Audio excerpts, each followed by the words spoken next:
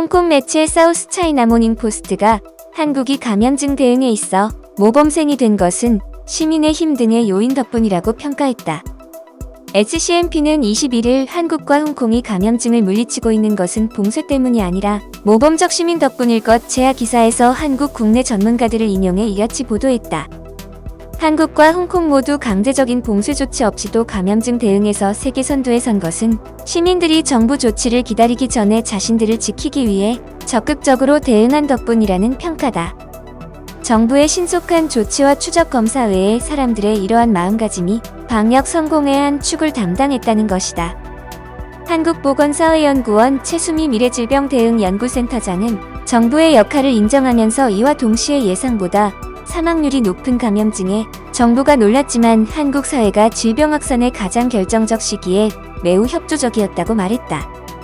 한국인들은 정부의 공식 지침이 내려지기 전부터 마스크 착용 등 자체 예방책을 취했는데 이는 미국, 이탈리아 등 서구 사회와 대비된다는 것이다. HCMP는 또 한국 사회는 서구 국가들보다 더 개인적 자유를 희생하는 등 방역에 협조적인 태도를 보였다고 전했다.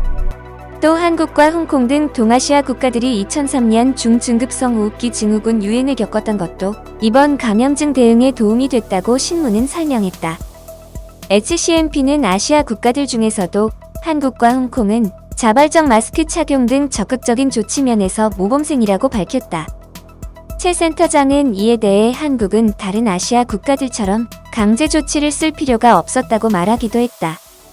말레이시아에서는 국민들이 봉쇄 조치에 따르지 않자 벌금제를 도입했고 필리핀에서는 로드리고 두테르테 대통령이 봉쇄 기간에 문제를 일으켜 군경의 생명에 위협을 가할 경우 사살하도록 명령한 바 있다.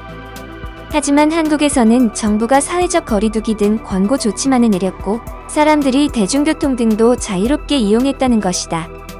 HCMP는 또 한국의 교통보건 등 선진 인프라 시설, 정부에 대한 신뢰 등도 대응에 성공을 거둔 요인이라고 소개했다.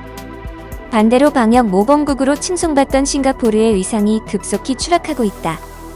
한 달여 전만 해도 확진자가 160명대에 불과해 대만, 홍콩 등과 함께 감염증 대응 모범생으로 전 세계에서 높은 평가를 받았던 싱가포르다.